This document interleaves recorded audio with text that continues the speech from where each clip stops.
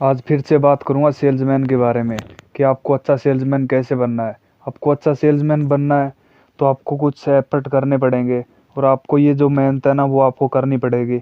आप जितना ज़्यादा प्रोग्रेस करोगे, जितना ज़्यादा ग्रो करोगे, जितना ज़्यादा लोगों से मिलोगे, आपके लिए उतना ही अच्छा है। आप सेल्समैन को देखते हो, जितने भी सेल्समैन है ना उनकी इनकम बहुत ज़्यादा होती है। उनका रीज़न ये होता है क्योंकि वो जितने कैपेबल होते हैं ना उसी हिसाब से इनकम लेते हैं। उसको तो बस जो जॉब करता है बंदा इतनी सैलरी मिलेगी जिससे उसका घर का खर्चा निकल जाएगा बस। और एक जो सेल्समैन होता है ना वो अपने हिसाब से जितना चाहे अपनी इनकम को बढ़ा सकता है। अब जो जॉब करता है ना उसकी साल में कितनी बढ़ेगी, 10%, 12%, 20% इनकम बढ़ जाएगी, उसकी सैलरी इतनी बढ़ती है। और अगर एक सेल्समैन है ना तो वो 2 महीने में भी अपनी सेल डबल कर सकता है। जितनी ज़्यादा वो सेल करेगा ना उसका प्रॉफिट उतना ज़्यादा बढ़ेगा क्योंकि उसको कमीशन मिलता है। तो वो अपनी कैपेबिलिटी के हिसाब से ना अपनी इनकम जनरेट करता है। जो अपना चेक होता है ना वो खुद भरता है वो कि मुझे इतना पैसे मिलेंगे। तो ये कुछ पॉइंट्स आपको बता रहा हूँ जिससे आप एक अच्छे सेल्समैन बन सकते हो। तो नंबर 1, पूरे हफ्ते का ही आप शेड्यूल बना लो कि मुझे इतने लोगों से मिलना है। मान लो आपको पूरे हफ्ते का शेड्यूल आपने ले लिया, आपको ये करना है, आपको ये देखना है कि मेरी टीम में और कौन कौन है।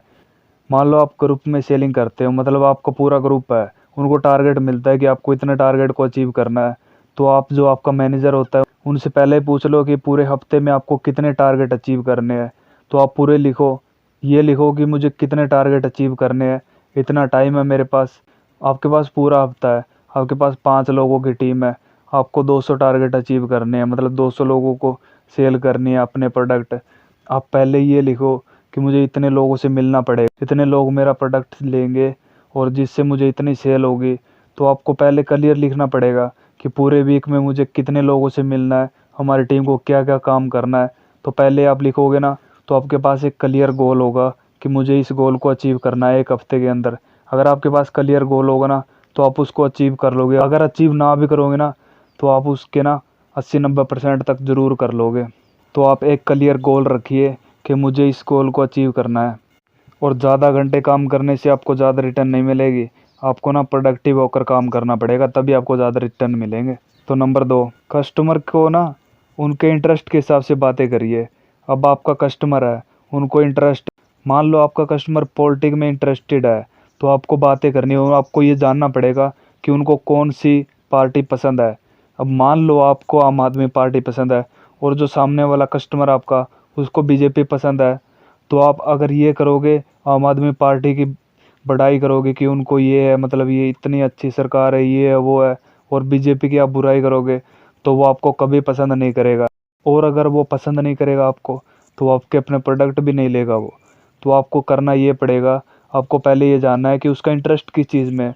उसका इंटरेस्ट बीजेपी में है तो आप बीजेपी की अच्छी बातें उनको बताओ कि ये है वो है। आपका जो कस्टमर है उसको क्रिकेट में इंटरेस्ट है तो आप क्रिकेट से रिलेटेड उनसे बातें करिए कि आज के मैच में विराट कोहली ने इतने रन, रोहित शर्मा इतने पर आउट हुआ, जसप्रीत बुमराह ने इतने विकेट लिए। तो आपको ये जितना ये आपको देखना पड़ेगा कि आपका कस्टमर किन बातों से इंटरेस्ट रखता है और आपको उनके हिसाब से बात करनी पड़ेगी। तो कस्टमर को जो पसंद है आप वही बातें करोगे तो आपको वही मिलेगा जो आपको पसंद है। नंबर 3, मान लो आपका कस्टमर है जो वो कोई शॉपकीपर है। तो आपको करना ये है कि आपको ना पहले ये देखना पड़ेगा कि आपका प्रोडक्ट क्या है। मान लो आप डिटर्जेंट पाउडर बनाते हो तो आपको पहले ये देखना पड़ेगा कि अब जो सर्फ एक्सेल है, सर्फ एक्सेल पे एक शॉपकीपर को ना 2 से 3 रुपए बचते हैं बस मुश्किल से। उनसे पूछना पड़ेगा कि आप कौन सा प्रोडक्ट बेचते हो। वो कहते हैं सर्फ एक्सेल बेचते हैं भैया हम तो उनसे ये पूछ, एक महीने में आप कितने प्रोडक्ट बेचते हो। मान लो वो कहता है कि मैं 100 पैकेट बेच देता हूँ एक महीने में, तो आप उनको बताओगे कि आपको 300 रुपये बने। अब आपका प्रोडक्ट को आपको आप मार्जिन देते हो उन्हें 10 रुपये। तो आप ये देखो, आप 10 रुपये मार्जिन देते हो उनको। आप कहते हो आप 100 बेचते हो, ये तो चलो हमारा नया प्रोडक्ट है, हमारे 50 बिकेंगे तो मतलब हमारे से बन गए आपके 500 रुपये। आपको ये नहीं बताना कि आपको 500 रुपये बन गए, आपको पूरे साल का कैलकुलेट करके उनको बताना है कि आपके 6,000 रुपये बन गए पूरे साल के। सर्फ एक्सेल के बारे में पूछोगे ना तो आपको पूछना सिर्फ एक महीने का है कि आपको 300 रुपये बनते हैं। और अब आप अपना प्रोडक्ट के बारे में बताओगे ना तो आपको मार्जिन आपको पूरे साल का बताना है। अब ये नहीं कि आप जैसे सर्फ एक्सेल पे उसको 300 रुपये बने हैं तो आप ये बताओगे कि महीने के आपके 500 रुपये बनेंगे। आपको 500 नहीं बताना, आपको 6,000 बताना है कि आपको 6,000 रुपये बनेंगे पूरे साल में, तो उससे वो खुश हो जाएगा कि यार 6,000 रुपये बन रहे हैं। तो आपको उसके ना, तो आप पूरे साल का उसको कैलकुलेट करके आपको बता देना है, तो आपको इतनी रिटर्न मिलेगी। नंबर 4, आपका कस्टमर है जो, वो शॉपकीपर है। आपको फील्ड में जाना पड़ता है, आपको अपने शॉपकीपर से बातें करनी पड़ती है, तो आपको बहुत सारे एफर्ट्स करने पड़ते हैं। तो आप ये देखो कि मेरा टाइम कहाँ पर वेस्ट हो रहा है, मतलब आप ये देखो कि जो बड़ी बड़ी डील है वो मुझे कहाँ से मिलेगी। आपको ये देखना है कि जो सिटी है, सिटी में बड़ी बड़ी दुकानें कौन सी है, आप उनसे डील करो, आप उन पे फोकस करो। वो स्टार्टिंग में आपको मना करेंगे, एक बार मना करेंगे, 2 बार मना करेंगे, 3 बार मना करेंगे, तो आप स्टार्टिंग में आपको मना करेंगे, पर वो लास्ट में ना वो आपका प्रोडक्ट रख ही लेंगे। और अगर एक बार आपका प्रोडक्ट चल गया ना, तो आप जो बड़ी बड़ी दुकानें हैं, चाहे वो 10-15 दुकानें आप कवर कर लो एक सिटी की, और छोटी छोटी दुकानें आप 50 भी करोगे ना, तो भी आपका रिटर्न सेम होगा, बल्कि ज़्यादा ही होगा, क्योंकि आपको 80-20 का रूल पता है। क्योंकि जो 20% कस्टमर होते हैं ना, वही आपको 80% बिजनेस देते हैं। तो आपको ये देखना है कि जो कस्टमर है वो कौन सा ऐसा कस्टमर है जो मुझसे ज़्यादा प्रोडक्ट ले सकता है। तो आप बड़ी दुकानों पे पहले ही फोकस करो ना, तो जितने हो उसके ना अपनी बड़ी बड़ी डील को कवर करिए आप। बड़ी डील को कवर करोगे तो आपको प्रॉफिट बहुत ज़्यादा मिलेगा। नंबर 5 है जल्दी हार ना मानना।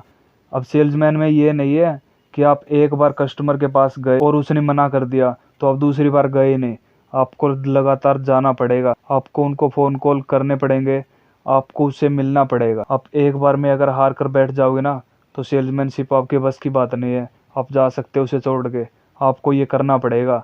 लोगों के ताने सहने पड़ेंगे, मतलब वो जो भी कहता ना, आपको सुनना पड़ेगा। आप जितना ज़्यादा सुनोगे ना, आपको ये पता चलता रहेगा कि मेरा कस्टमर चाह क्या रहा है। तो आपको जितना उसके ना पहले लोगों को सुनो कि वो बोल क्या रहा है। और हाँ, जितना उसके एक बार में तो कभी डील होती नहीं, डील होगी ना वो दूसरी बार में, तीसरी बार, चौथी बार, 5वीं बार तक डील चलती है। आपको कम से कम 5 बार जाना पड़ेगा। अब 5 बार जाओगे ना, तो 90% चांस है कि वो आपको बिजनेस ज़रूर देंगे। तो आपको ये करना पड़ेगा, एक बार में कभी बात नहीं बनती। तो आपको स्टार्टिंग में 1 बार, 2 बार, 3 बार, आपको 4-5 बार आपको जाना पड़ेगा। अब ये है कि जिस कस्टमर ने आपको स्टार्टिंग में मना कर दिया कि नहीं यार मैं नहीं लूँगा, मतलब उसने कुछ ठोस कारण बता दिया कि ये रीज़न है मैं आपसे नहीं ले सकता, तो आप उसके पास जाओगे तो अपना टाइम वेस्ट कर रहे हो। तो अब आप ऐसे कस्टमर के पास जाओ जो आपको मतलब थोड़ा सा हिंट दे रहा है, मतलब कोई भी ऐसा क्लू दे रहा है जिससे आपको ये लगता है कि हाँ ये फ्यूचर में मेरा कस्टमर बन सकता है। तो आप उस कस्टमर के पास जाओ ना, तो आपको जाना आपको ही पड़ेगा। और लास्ट पॉइंट है, आपको बोलने से ज़्यादा सुनना पड़ेगा। अब सुनना किसी को पसंद नहीं होता। अगर आप सेल्समैन हो ना, तो आपको बोलना, अपनी ज़ुबान पे ताला लगा लेना है। अब ताला तो नहीं कह सकते, पर ये है कि जितना उसके ना आपको कम से कम बोलना है।